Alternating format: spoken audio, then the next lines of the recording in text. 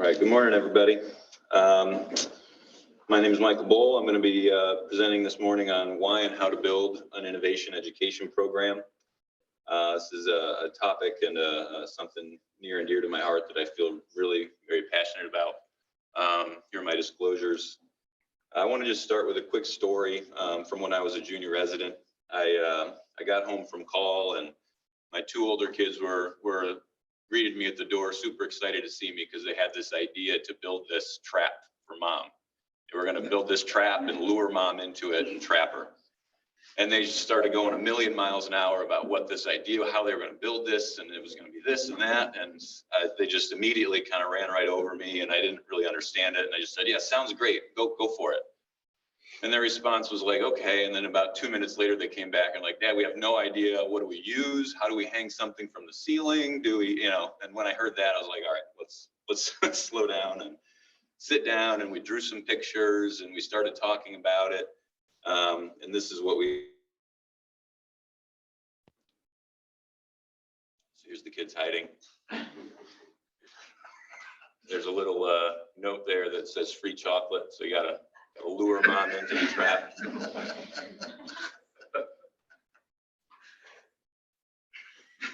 Very sneaky there. There's the bait.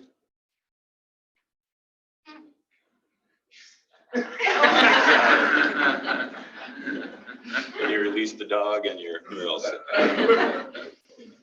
So the reason I want to start with this is because I suspect that the experience that my kids had trying to explain what their idea was is very similar, at least to the experience I had as an intern when I was taught about pedicle screws and spinal fixation, and I had all these ideas for how to make it better.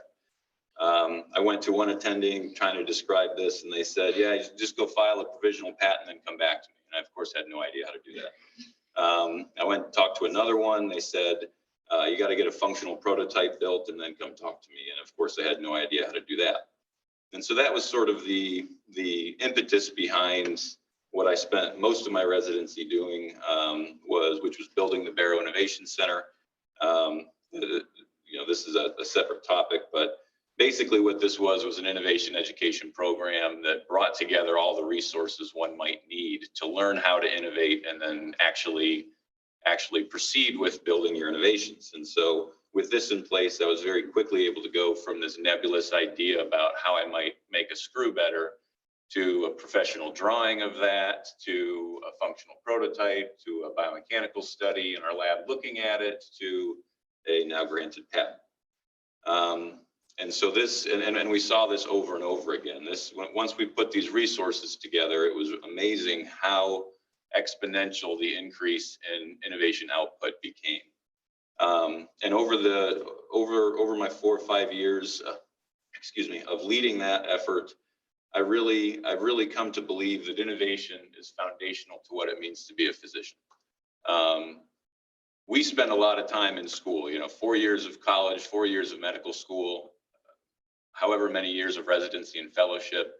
It doesn't take that long to learn how to put in a screw or do a laminectomy, but it does take that long to become a scientist capable of driving our field forward.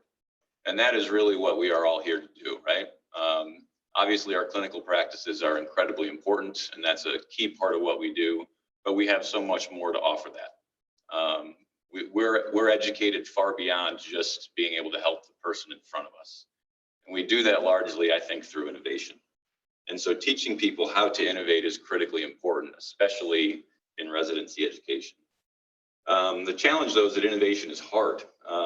Innovation runs against the gradient of the status quo, and sometimes feels self-destructive, because to accept an innovation, like with Dr. Rossi's talk, percutaneous cervical screws, for example, in order to accept that, we have to partly accept that what we've been doing is wrong or inferior in some way. And that can be a difficult process. We have to continually kind of self-destruct what we're doing in order to get better. Innovation is also becoming increasingly difficult over time with the exponential growth in the number and complexity of technologies we see, the costs, the oversight, the federal regulation. We are often the end users of medical innovation, but rarely are we involved in the beginning design stages, and this often results in ineffective solutions with poor adoption rates. And so the solution is to educate and encourage doctors and other healthcare providers to innovate, ideally at an early stage. And so this is what I hope what we're calling the Carolinas Innovation Center becomes. We're hoping it becomes this educational center resource where all of the education resources one might need to learn how to and actually practice innovation come together. And using all of our science backgrounds, we can teach people how to identify unmet needs, which nobody's positioned better at doing than we are, right? We're in there clinically, seeing people every day, seeing the problems, seeing what goes on when you do open posterior cervical surgery. We identify the unmet needs. Nobody else can do that like we can. We're also capable of scientifically studying those, evaluating them, inventing novel solutions, and studying those. And so what's going to follow are just some directions that I feel like are important for us to go. I really do think that innovation should be its own academic discipline. We oftentimes don't talk about it that way, but there's no reason why. Two things. One, innovation shouldn't be its own academic discipline, and two, that we shouldn't lead that. Nobody's better suited for that than we are. Not engineers, not lawyers. It's physicians who should lead this academic discipline of innovation. In order to do that, I think there's some very important things we have to accomplish, and what's going to follow are some very broad overviews of the work we're doing to try and accomplish that. I have too many slides to get through, so these are going to be very kind of quick, broad overviews, but certainly topics worth further discussion if interested. First and foremost, we need to become more adept at evaluating our technological literature. The field of bibliometrics is basically any kind of scientific or statistical analysis of published work. And bibliometric analyses of our scientific literature, medical science, the stuff that we find in PubMed or on Medline or the Web of Science, those are exploding in popularity over time. And those are very easy to do because our scientific literature is all housed in single locations in large databases. But evaluating our technological literature, patents, for example, that's very difficult. And we need to become more adept and comfortable at doing that. I have some background in bibliometric analyses. Here are two that I published in residency, both with Dr. Wade's co-chief. If you look at just bibliometric studies indexed in PubMed by year, you can see this large increase in interest in this. And this includes in neurosurgery. Here's just neurosurgery bibliometric studies, but there aren't any patent bibliometric studies. Definitely not in neurosurgery. And so recently we published the first such study. And the key thing about this is not so much the content as it is the method. The method we describe and how to do this is truly novel, and I think opens up a whole new field of study because it makes accessible. It describes, it teaches how one can easily go about doing this over and over and over again. Using the World Intellectual Property Organization, which houses patent filings for every country that participates in the United Nations, which is every country in the world except for 3 small countries. We came up with a method to access that freely through an online resource, but then most importantly, to statistically and scientifically analyze it. So for example, if we're looking at the top 100 patents in cranial neurosurgery, we can come up with these ranked lists. The top is shown here. Not surprisingly, number 1 is stereotactic computer-assisted navigation. You can start analyzing patents based on whether they're expired, active, or inactive. What's the time course? For example, there was sort of this explosion of innovation activity in cranial neurosurgery in the late 90s. You can categorize things by their rank, as well as what type of technology is it. Intracranial target localization, easily the most popular one here. You can look for correlations. For example, patent rank and earliest priority date, no strong correlation there. Earlier patents don't necessarily do better. And we can find these other very interesting correlations like we found here. And we're doing this now. We have all the data collected for scoliosis and spine deformity. Here's all that data. Number one is shape memory alloy staple for ladder tethering of growing adolescents. More of a bimodal distribution here for this. Posterior bone anchor and rod systems, clearly the most well-represented category in this study. And this is currently being submitted. And these are not just two single-off studies. This can be a whole new field of work. We can do this as many times over. And if we do this, and if we do it well, we will very much own this space. Nobody will be better at analyzing what our technological literature is than we are. And I'll tell you, this is going to be a reoccurring theme through the talk, is that you don't realize what you don't know until you start diving into this stuff. I feel like my understanding of both the cranial and the spine deformity technological literature is so different now than it was before I started collecting this data. I didn't even realize what I didn't know before I started doing this. Second, and this is Dr. Rossi did an excellent job bringing this up, but we need laboratory resources that enable fast, easy, and in-depth analysis of what we are facing. We have to be able to scientifically evaluate the unmet needs we're identifying clinically. And these resources have to be easy to access, low cost, and capable of generating high quality data. I've been involved in biomechanic research personally for over 10 years. And Dr. Tuning and I, when we started discussing how to do this, these 3 points, easy to access, low cost, and high quality data, those weren't chosen by mistake. Those are the 3 unmet needs that I see that I saw during my previous biomechanics research. Labs are hard to access, they're very expensive, and the data honestly is not very good. If you look at standard deviations in the published literature out there, many of them that get published are as high as 80% of the mean.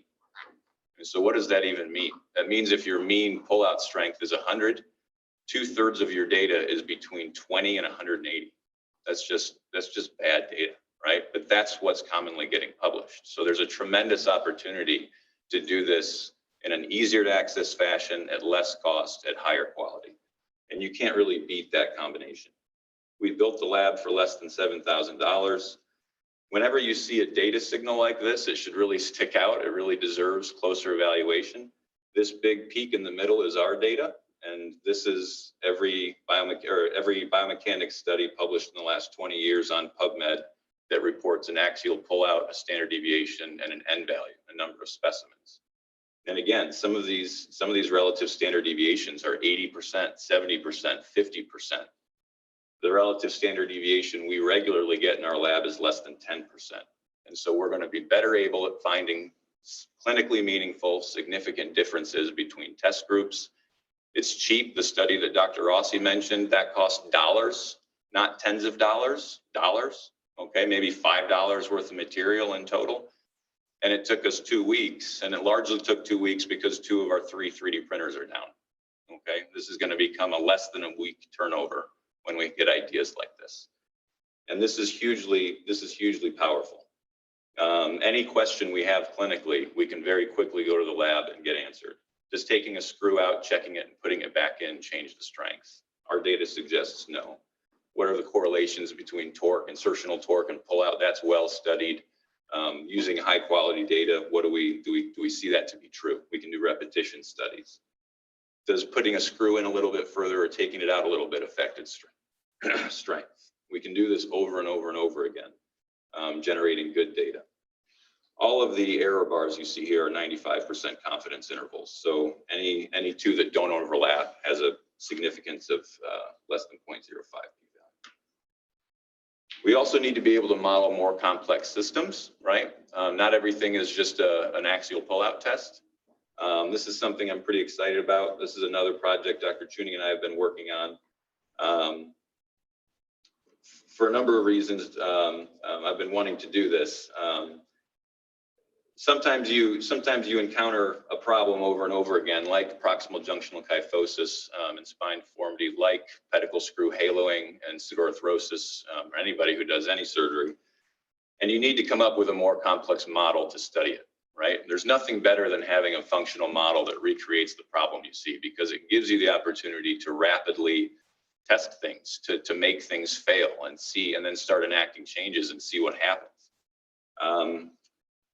we've been working on building this flexion extension model. It could easily be turned into a flexion extension side bending model. And we're going to start incorporating into that the 3D printed biofidelic models I've been working on for a long time. And Dr. Tuning's, you know, I'm paraphrasing him, but what he told me after he'd spent some time with this, I loved, because it was what I was feeling too, which was that once you start tinkering with these things, you just start seeing things differently. You realize that you didn't even know things about what it is you're working on. Dr. Tuning said after this, for the past 40 years, I've been thinking about diagnosing and operating on the spine. And in just an afternoon of working on this model, I learned new things about spinal stability that I had not realized in the last 40 years. I mean, that's remarkable. So tinkering, to again paraphrase him, tinkering teaches you more than just about anything else. And so it'll be exciting to see where this goes. This is very close to being at a good testing stage. Now, of course, when you're doing all this, you're going to obviously have ideas for new solutions, for new inventions, for new ways to address these problems that we're seeing, and you have to give people the resources to rapidly prototype those things and then test them.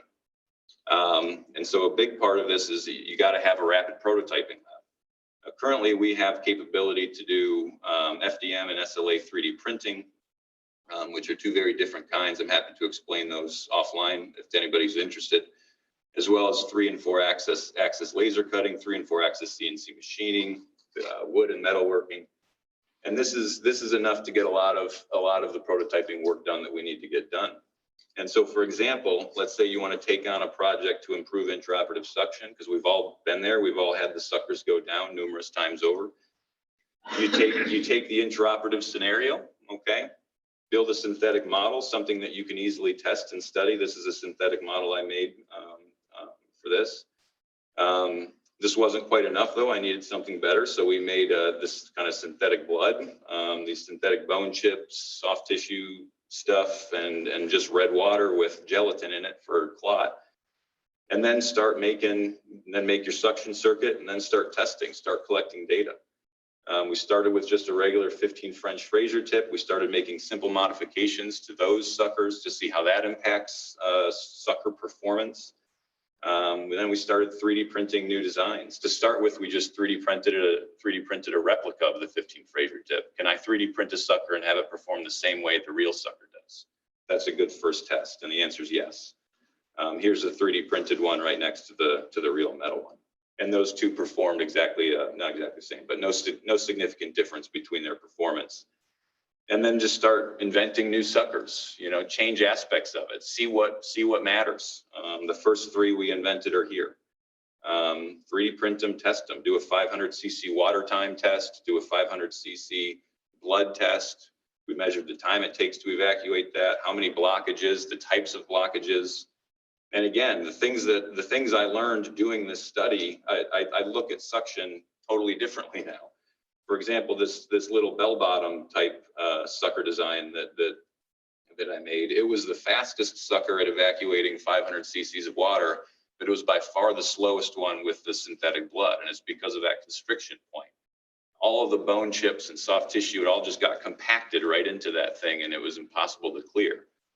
This external connection one, where the thinnest point, the most narrow point, is right at the tip, and beyond that, everything gets wider all the way to the suction tubing.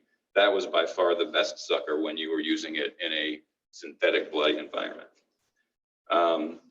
All the while collecting data, all the while generating publishable, peer-reviewable data that we can and should publish. Okay. Finally, we need to have, I know I'm probably running out of time here. Finally, we need to have our own academic platforms for publishing this type of work. I do suspect I'm getting close here, so I'll just make this last part short. We have, if you look at our current academic publishing paradigm, it's not good. The world of academic publishing is definitely moving in one trend, and it's very worrisome to me. The business of academic publishing, it's currently a $25 billion a year industry. The profit margins in academic publishing are higher than any other legal industry out there.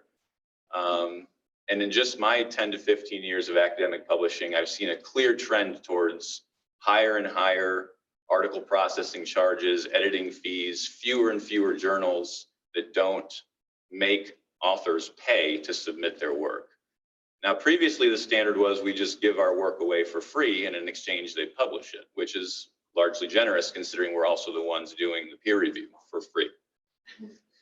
But now the model is we pay them to take our work, we do the peer review for free, and then they sell it back to us. So we pay them and then we pay them, and then we work for free. And this is not sustainable. And it's becoming so. This article in Nature is less than a month old. A large group of editors at a top neuroscience journal all just quit in protest and walked out of this journal in protest of this practice exactly. If you look at Elsevier's website, they say that if you look at all of the Elsevier journals, their article processing charges and editing fees currently range anywhere from $200 to over $10,000 for one article. And that's just insane. And so we have to come up with a better paradigm. This might be our most ambitious project, but we've been working on this for quite a few months now. Creating our own journal is called Ad Physicus, which is Latin for to the scientist. And basically how it's going to work is that there will be a nominal $2 charge to access any article. It gives you lifetime access to an article. One of those dollars goes to the authors. So if you publish this journal, publish in this journal, and 100 people read it in a year, the author gets $100. We have the lawyers and the legal documents and everything in place. We have a website development company that's been working on it for a few months, doing excellent work. And right now we're projecting that this journal is going to be ready to go live this summer. And I'm very excited about this because I think it's well overdue for a change in our academic publishing paradigm. I suspect I went over a little bit. I apologize.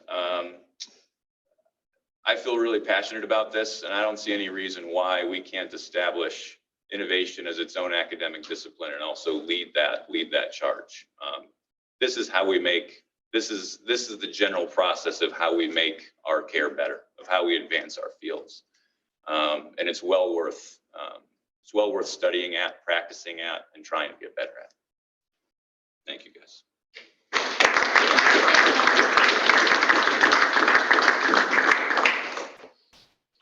Yes, sir. Michael, I imagine you're fighting upstream a lot on this. Yeah.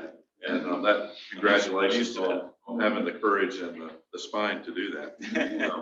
But what's going to happen in Charlotte over the next 5 years is going to be pretty remarkable with the innovation center that's being developed. I'd encourage you to get with Rasu Shrestha, who is sort of the leader of all that. I could see a floor in the new innovation building being whatever you want to call this lab. Yeah. But we also have a biomechanics lab in orthopedics that I think is a traditional, old, expensive, lower quality entity relative to what you're looking at, but you might want to think about that too. We haven't developed that lab very well, but that's something we could do as a collaboration. Yeah, no, it's hard to give this talk. I wanted to be sensitive to the existing labs out there. I certainly did not mean any insult, but I think we have to, that's innovation, right? It's a little self-destructive. You can't innovate without being self-critical. And I learned to love biomechanics in those labs, but that's also where you see the opportunity for improvement, right? So one point of interest and then one question, then I'll be quiet. We have a new simulator coming this afternoon that I'm really excited about that I think is the best arthroscopic simulator on the market. We'll see what our residents think about it. A lot of us got to play with it at the academy, but I think that as an innovation teaching is going to be real important just for your interest. Yeah. It'll be here till 7 p.m. tonight. If Okay. you want. Next Wednesday. Next Wednesday. Oh, the 24th. I'll send you the info. The I'd love 24th. to. Yeah. The question for you is, when you're developing a journal like this, are you getting pushback from the indices like Index Medicus and other? Will you be able to get this online with them, or is this something that they'll resist? What's your anticipation there? Well, so that's just, some of the indices are easier than others. You know, getting on Google Scholar, for example, is not a very difficult process. But Medline, PubMed, that's a minimum 2-year process. So we haven't actually gone very far down that road yet because we haven't started yet. We haven't gone live. We're hoping to go live and publish our first article this summer. But that is clearly goal number one in big highlight is get it indexed on PubMed. there are examples of efforts like this being very successful. I don't know if you're familiar with the journal Curious, but there's a journal called Curious that was started by a neurosurgeon at Stanford about 10, 15 years ago. And it very much floated under the radar, but once it got indexed on PubMed, its popularity just took off. And what made them unique was just that the article submission process was very quick and easy. And it was at the time free. Now they've gotten really popular. They have a huge number of submissions every month. And now only 40% of their publications are published for free. They put that data right on their website. And so even now, a journal that got popular because it was trying to push back on some of this stuff, it itself has now gone to the majority of articles having fees associated with it. And just a few months ago, it was bought by Springer. So this is the trend. You know, there's a very clear trend in publishing. And I think that as scientists and authors, we have to think very seriously about what we think about this and what we want to do about it. Thank you. Michael? Yes. Hi, Michael, this is Tony. And so first of all, I think that was a great presentation. Everything resonated. I completely agree. But this is a separate discipline. It is separate in the respect that it is distinct, but it is still obviously interrelated, as you mentioned, to the overall academic process. Nonetheless, if it's thrown wholesale into that, there are different considerations, not the least of which is that, and as you, I think, very nicely pointed out, traditional thinking is not going to get us where we need to be. And so I think that there are certain handicaps based on our traditional paradigms, looking at advancing evidence, for example, that could really hurt us in a true innovation context. And so the developing a separate capability, mindset, partners related to this type of thing, both intellectually and practically, as I think you're proposing here, I think are critically important. And I've been bringing this idea up to some of our friends in the medical school. And not surprisingly, I think that there is a real disconnect here between this, our innovation districts almost being seen as an extension of the medical school, as opposed to a truly independent entity. And I think it's going to take some time to break those things down.